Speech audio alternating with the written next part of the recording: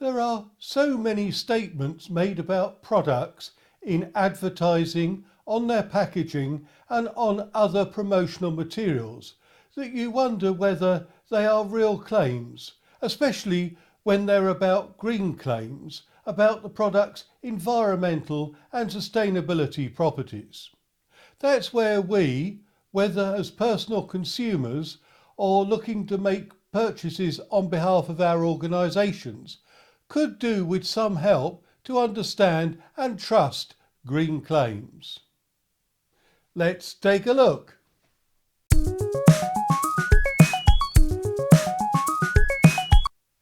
Welcome to EMSmastery, where we look at the successful strategies and tactics to master environmental management and sustainability. If we're meeting for the first time, my name is Andrew Marlowe. This episode looks at what is greenwashing, what guidance is in place for green claims, and some examples of recent greenwashing complaints. Greenwashing is a play on the term whitewashing, where misleading information is used to gloss over a bad situation or behaviour. Greenwashing is conveying a false impression or a misleading information that implies that an organisation or its products are environmentally friendly or sustainable. The outcome from greenwashing can ultimately have an overall negative impact on our purchasing and buying decisions, as it can lead to poorly informed decisions and confusion, mistrust and disengagement in those organisations and products that are making a measurable positive environmental performance. An example that brings greenwashing into sharp relief is that of the actions of Volkswagen in their promotion of their diesel cars as being environmentally friendly, while intentionally programming their turbocharged direct injection diesel engines to activate their emission controls only during laboratory emissions testing, which caused the vehicle's nitrogen oxides output to meet US and other national regulatory standards during those tests, but emitted up to 40 times more nitrogen oxides in real-world driving.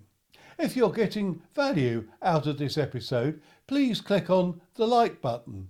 And if you want to see more environmental and sustainability videos, please subscribe to this YouTube channel.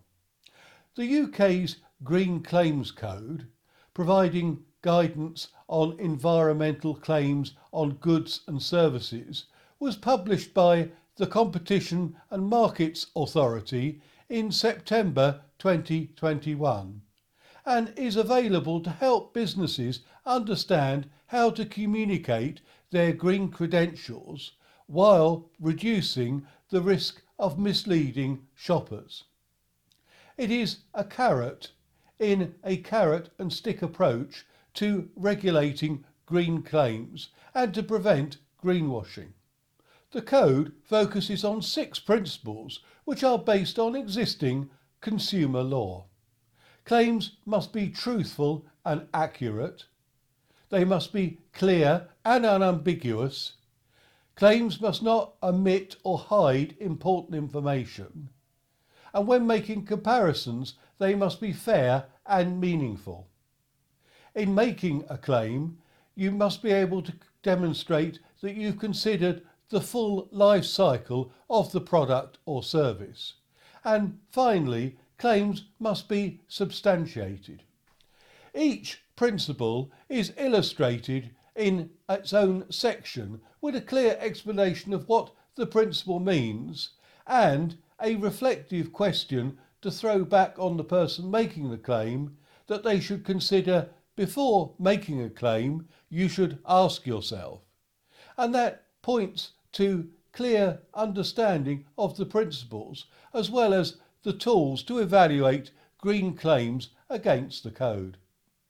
Any organisation looking to make a green claim in the UK would benefit from obtaining a copy of the CMA guidance on environmental claims on goods and services.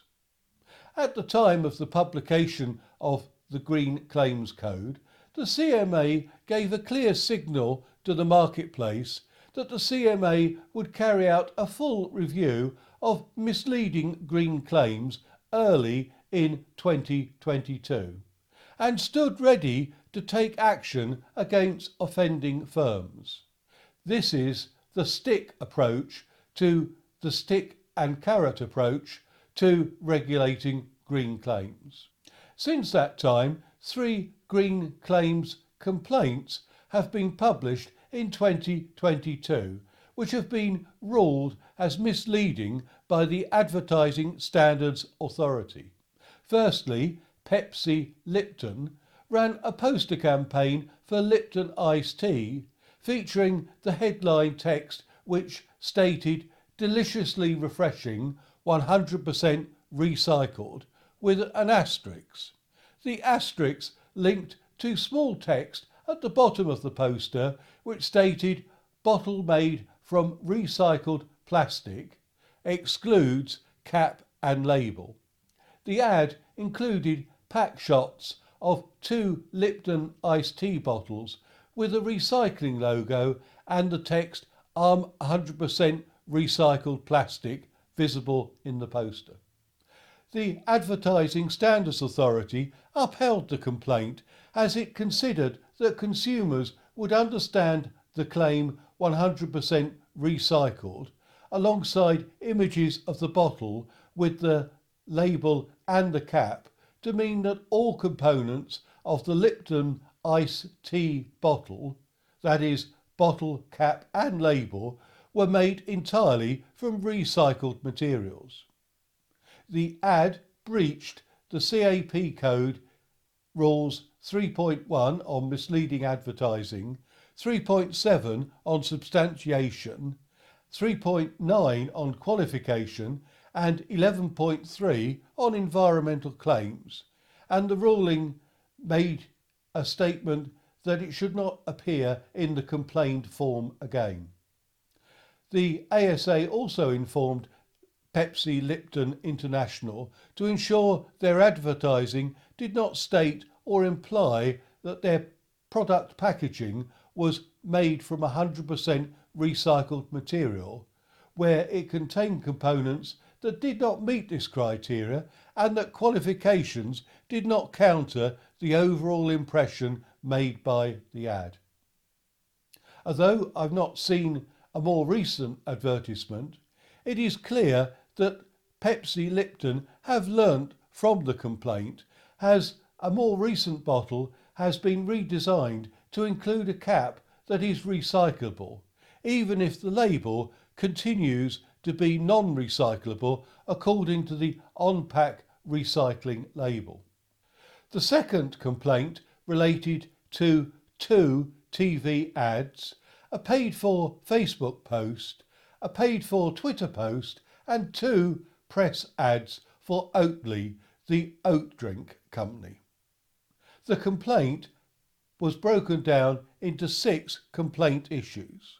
For brevity, I will only look at the first complaint issue, relating to one of the TV ads, featuring an on-screen statement that, quote, Oatly generates 73% less CO2 equivalents versus milk, calculated from grower to grocer. To verify, see www.oatly.com/helpdad, end quotes. However, the ASA considered consumers would understand the claim Oatly generates 73% less CO2 equivalents versus milk to mean that all Oatly products generated 73% less CO2 equivalents compared with any type of cow's milk. The expectation was to see evidence related to the CO2 equivalents produced for all Oatly products and types of cow's milk. However, there was only the evidence for CO2 equivalents generated in the production of Oatly Barista Edition oat drink and whole full-fat cow's milk. The Advertising Standards Authority upheld the complaint and concluded that the evidence was not sufficient to support the claim based on the typical understanding of a consumer. The two TV ads were misleading as they breached BACAP Code Rules 3.1 on misleading advertising, 3.9 on substantiation and 9.2 on environmental claims.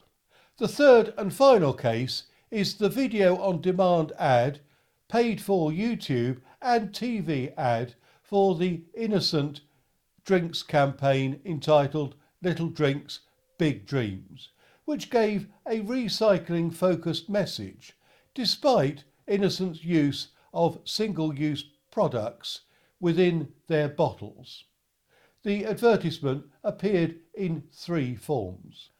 Whilst the ads contained inspirational messaging, including imagery of people recycling, choosing natural foods and choosing to reduce, reuse and recycle, it was considered that many consumers would interpret the overall presentation of the ad to mean that purchasing Innocent products was a choice which would have a positive environmental impact, especially through the stark imaging of a damaged planet and brown food, contrasted with the imagery of a planet being fixed up whilst innocent drinks are being consumed alongside images of innocent products depicting people and animals relaxing in a green environment. However, the ASA considered that many consumers would interpret the overall presentation of the ad to mean that purchasing innocent products was a choice which would have a positive environmental impact. It was not demonstrated that their products had a net positive environmental impact over their full life cycles. Indeed, the Advertising Standards Authority cited that the drinks bottles included non-recycled plastic and that the extraction of raw materials and subsequent processing of those materials in order to produce the bottle would have a negative impact on the environment. The Advertising Standards Authority upheld the complaint and that the ads were misleading because the ads implied that purchasing innocent products was a choice that would have a positive environmental impact when this was not the case.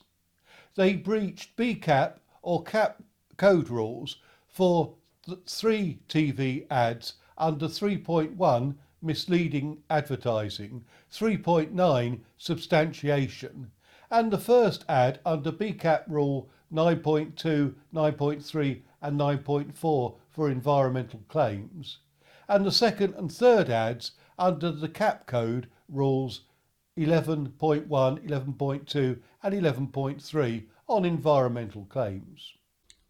As a personal or business consumer, the Advertising Standards Authority provides an opportunity to report an environmental concern about an ad that makes misleading claims about the environmental impact or credentials of a product, brand or service, or which depicts or condones environmentally harmful practices.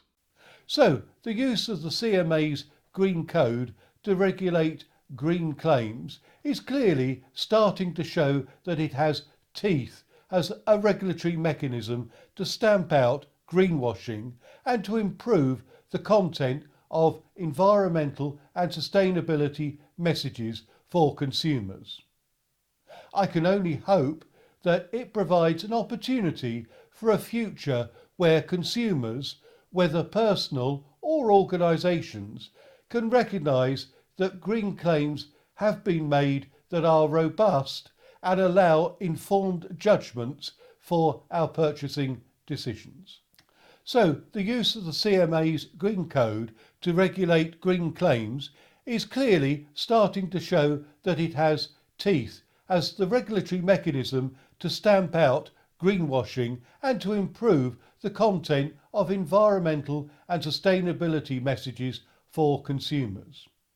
I can only hope that it provides an opportunity for a future where consumers, whether personal or for organisations, can recognise that green claims have been made that are robust and allow for informed judgments for our purchasing decisions. All of the resources mentioned in this video are available in the description box below and are also available on the EMSmastery.com website. If this video has helped to advance your understanding of greenwashing and green claims, leave a comment in the box below if this video has helped you. Please subscribe to this YouTube channel to ensure that you don't miss out on other episodes on environmental management and sustainability. Until then, thank you for listening. If you enjoyed this video, you can watch other episodes by clicking on the boxes in the top and bottom right, and to subscribe to this channel, click on the link to the left. Thank you.